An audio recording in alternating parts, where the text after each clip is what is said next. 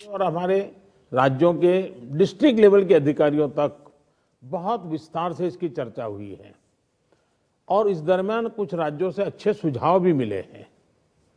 केंद्र और राज्यों के बीच इस संवाद और सहयोग ने कोरोना से लड़ाई में बहुत बड़ी भूमिका निभाई है। एक प्रकार से फेडरलिज्म का उत्तम उदाहरण इस सारी लड़ाई में हम लोगों ने प्रस्तुत किया है। साथियों, आज हमारे देश के पूर्व प्रधानमंत्री स्वर्गीय लाल बहादुर शास्त्री जी की पुण्यतिथि भी है। मैं उन्हें अपनी भावभीनी श्रद्धांजलि अर्पित करता हूं। 1965 में शास्त्री जी ने एडमिनिस्ट्रेटिव सर्विस की एक कॉन्फ्रेंस में एक महत्वपूर्ण बात कही थी, जिसका जिक्र मैं यहां आपके सामने करना चाहता हूं। उन्होंने कहा था कि the basic idea of governance as I see it is to hold the society together so that it can develop and march towards certain goals. The task of the government is to facilitate this evolution, this process. मुझे संतोष है कि corona के इस संकट काल में हम सभी ने एकजुट होकर काम किया। जो सीख लाल बहादुर शास्त्री जी ने दी थी, उसी पर चलने का हम सब ने प्रयास किया और इस दरमियान संवेदनशीलता के साथ त्वरित फैसले भी किए गए, जरूरी संसाधन भी जुटाए गए और देश की जनता को निरंतर हम लगातार जागरूक भी करते रहे। और आज इसी का परिणाम है कि भारत में कोरोना का संक्रमण वैसा नहीं है और न ही वैसा फैला है जैसा दुनिया के अन्य देशों में हमने देखा है। जितनी घबराहट और चिंता 7-8 महीने पहले देशवासियों में थी, अब लोग उससे बाहर निकल चुके हैं। ये अच्छी स्थिति है, लेकिन केयरलेस न हो जाए, ये भी हमें चिंता करनी है। देशवासियों में बढ़ते विश्वास का प्रभाव आर्थिक गतिविधियों पर भी सकारात्मक रूप से दिखाई दे रहा है। मैं आपके राज्य प्रशासन की भी दिन रात जुटे रहने के लिए प्रशंसा करता हूं। साथियों, अब हमारा देश कोरोना के खिलाफ लड़ाई में एक निर्णायक चरण में प्रवेश कर रहा है।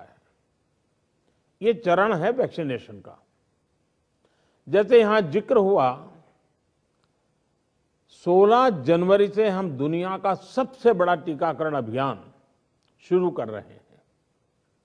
ये हम सभी के लिए गौरव की बात है कि जिन 2 वैक्सीन को इमरजेंसी यूज ऑथराइजेशन दिया गया है, वो दोनों ही मेड इन इंडिया है।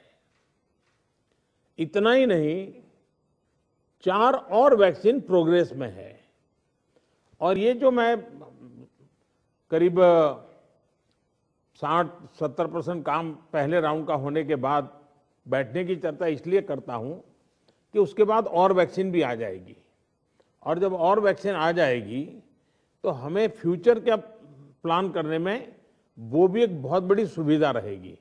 और इसलिए सेकंड पार्ट इसका जो है, जो हम 50 से ऊपर वालों के लिए जाने वाले हैं, तब तक शायद हमारे पास और भी कुछ वैक्सीन आने की संभावनाएं हैं। साथियों, देशवासियों को एक प्रभावी वैक्सीन देने के लिए हमारे एक्सपर्ट्स ने हर प्रकार की सावधानियां बरती हैं और अभी साइंटिफिक कम्युनिटी की तरफ से विस्तार से हमें बताया भी गया है। और आपको मालूम होगा, मैं इस विषय में जब भी मुख्यमंत्रियों के साथ बात हुई, मैंने हमेशा एक ही जवाब दिया था कि इस विषय में हम जो भी निर्णय करना होगा वो साइंटिफिक कम्युनिटी जो कहेगी वो ही हम करेंगे।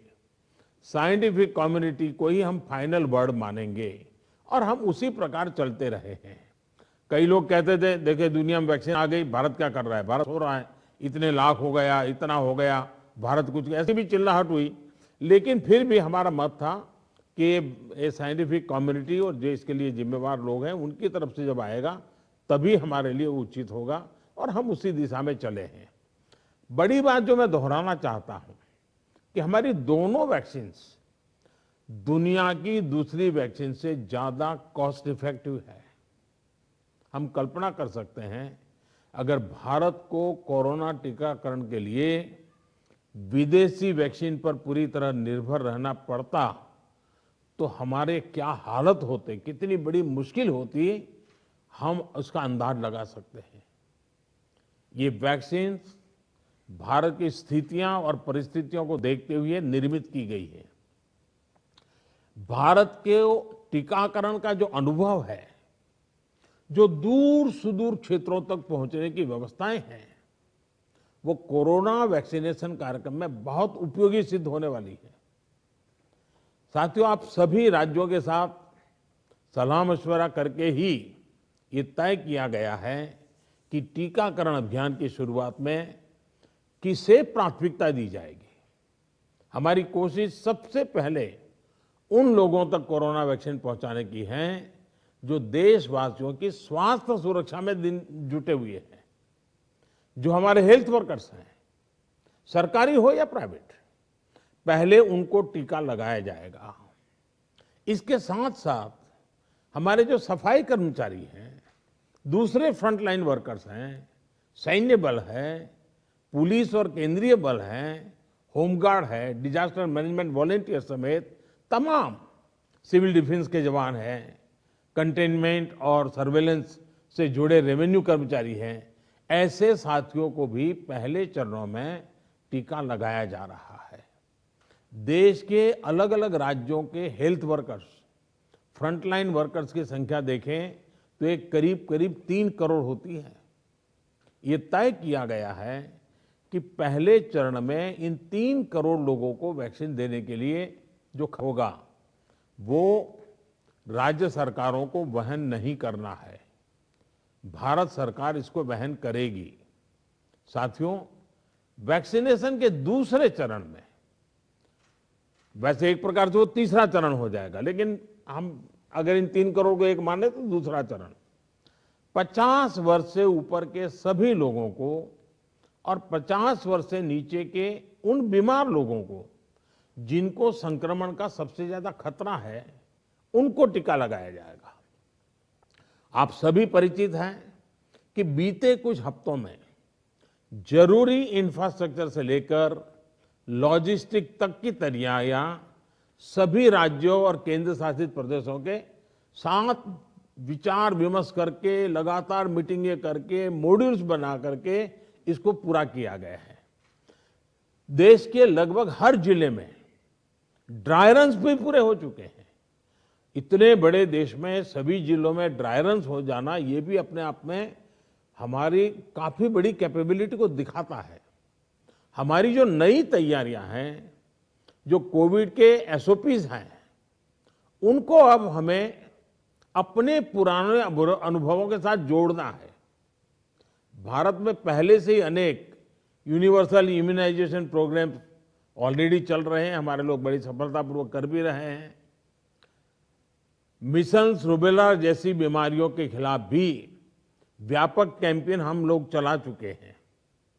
दुनिया के सबसे बड़े चुनाव और देश के कोने कोने तक पहुंचकर मतदान की सुविधा देने का भी हमारे पास एक बहुत ही अच्छा अनुभव है। इसके लिए जो बूथ स्तर की रणनीति हम बनाते हैं, उसी को हमें यहां भी प्रयोग में लाना है। साथियों, इस टीकाकरण अभियान में सबसे अहम उनकी पहचान और मॉनिटरिंग का है जिनको टीका लगाना है। इसके लिए आधुनिक टेक्नोलॉजी का उपयोग करते हुए कोविन नाम का एक डिजिटल प्लेटफॉर्म भी बनाया गया है। आधार की मदद से लाभार्थियों की पहचान भी की जाएगी और उनको दूसरी डोज समय पर मिले, ये भी सुनिश्चित किया जाएगा। मेरा आप सभी से विशेष आग्रह रहेगा कि टीकाकरण से जुड़ा रियल टाइम डेटा कोविन पर अपलोड हो, ये सुनिश्चित करना है। इससे जरा सी चूक भर इस मिशन को नुकसान पहुंच सकता है। कोविन पहले टीके के बाद एक डिजिटल वैक्सीनेशन सर्टिफिकेट जनरेट करेगा। लाभार्थी को यह सर्टिफिकेट टीका लगाने के बाद डिजिटली तुरंत देना जरूरी है, ताकि उसे सर्टिफिकेट लेने के लिए फिर ना आना पड़े। किसको टीका लग चुका है ये तो इस सर्टिफिकेट से पता चलेगा ही, साथ ही दूसरी डोज उसको कब लगेगी इसके रिमाइंडर के रूप में भी ये काम करेगा। दूसरी डोज के बाद फाइनल सर्टिफिकेट दिया जाएगा। साथियों, भारत जो करने वाला है उसे दुनिया के अनेक देश फिर फॉलो करेंगे, इसलिए हमारी जिम्मेदारी बहुत ज्यादा है। एक और अहम तथ्य है जिसका हमें ध्यान रखना है, दुनिया के 50 देशों में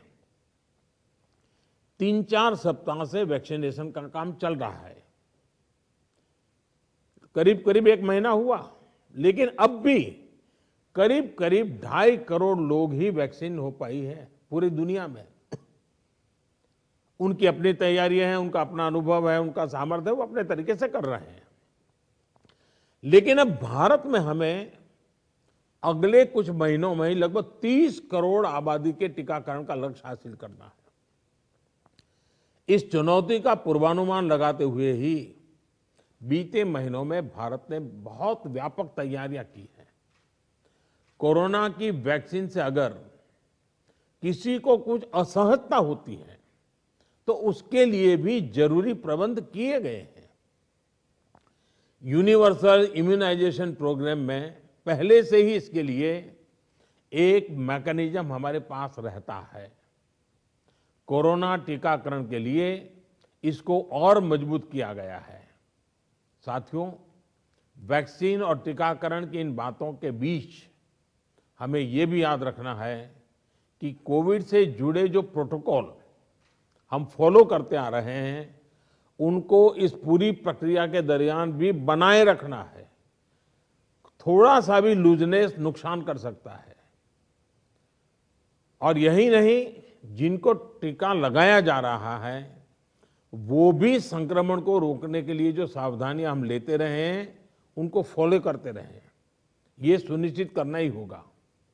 एक और बात जिस पर हमें बहुत गंभीरता से काम करना है, हर राज्य, हर केंद्र शासित प्रदेश को ये सुनिश्चित करना होगा कि अफवाहों पर, वैक्सीन से जुड़े अपप्रचार को कोई हवा न मिले। इफ्स और बट्स से बात नहीं होनी चाहिए। देश और दुनिया के अनेक स्वार्थी तत्व हमारे इस अभियान में रुकावट डालने की कोशिश कर सकते हैं। कॉरपोरेट कंपटीशन भी इसमें आ सकती है, कंट्री का प्राइड के नाम से भी आ सकता है, बहुत सी चीजें हो सकती हैं। ऐसी हर कोशिश को देश के हर नागरिक तक सही जानकारी पहुंचाकर हमें नाकाम करना है। इसके लिए हमें धार्मिक और सामाजिक संस्थाओं, NYK हो, NSS हो, सेल्फ हेल्प ग्रुप्स हो, प्रोफेशनल बॉडीज हो, रोटरी, लायंस क्लब जैसे संस्थाएं हो, रेड क्रॉस जैसी संस्थाएं हो, इन सबको हमने साथ जोड़ना है। जो हमारी रूटीन स्वास्थ्य सेवा है, जो दूसरे टीकाकरण अभियान, वो भी ठीक से चलते रहें, इसका भी हमने ध्यान रखना है। क्योंकि हमें मालूम है कि हम 16 को शुरू कर रहे हैं, लेकिन हमारी 17 को एक रूटीन वैक्सीन का भी डेट है। तो इसलिए हमारा जो रूटीन वैक्सीन का काम चलता है वो भी कहीं डैमेज नहीं होना चाहिए। आखिरी में एक और गंभीर विषय के बारे में आपसे जरूर बात करना चाहता हूं। देश के 9 राज्यों में बर्ड फ्लू की पुष्टि हुई है। ये राज्य हैं केरला, राजस्थान, हिमाचल प्रदेश, गुजरात, हरियाणा, उत्तर प्रदेश, मध्य प्रदेश, दिल्ली और महाराष्ट्र। बर्ड फ्लू से निपटने के लिए पशुपालन मंत्रालय द्वारा कार्य योजना बनाई गई है, जिसका तत्परता से पालन आवश्यक है। इसमें डिस्ट्रिक्ट मजिस्ट्रेट की भी बड़ी भूमिका है। मेरा आग्रह है कि प्रभावित राज्यों के मुख्यमंत्री साथी भी मुख्य सचिवों के माध्यम से सभी डिस्ट्रिक्ट मजिस्ट्रेट का मार्गदर्शन करें, जिन राज्यों में अभी बर्ड फ्लू नहीं पहुंचा है, वहां की राज्य सरकारों को भी पूरी तरह सतर्क रहना होगा। हमें सभी राज्यों, स्थानीय प्रशासन को वाटर बॉडीज के आसपास, पक्षी बाजारों में, जू में, पोल्ट्री फार्म इत्यादि पर निरंतर निगरानी रखनी है, ताकि पक्षियों के बीमार होने की जानकारी प्राथमिकता पर मिले।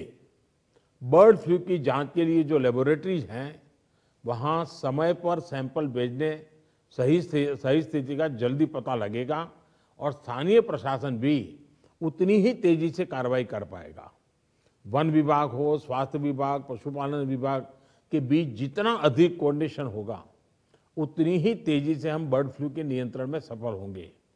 बर्ड फ्लू को लेकर लोगों में अफवाहें न फैलें, इसे भी हमें देखना होगा। मुझे पूरा विश्वास है कि हमारे एकजुट प्रयास हर चुनौती से देश को बाहर निकालेगा। मैं फिर एक बार आप सबका बहुत आभारी हूं और 60% काम होने के बाद हम दोबारा एक बार बैठ करके रिव्यू करेंगे। उस समय जरा विस्तार से भी बात करेंगे और तब तक कुछ नई वैक्सीन आ जाए तो उसको भी हम संज्ञान में लेकर के आगे की अपनी रणनीति बनाएंगे। बहुत बहुत धन्यवाद आप सबका।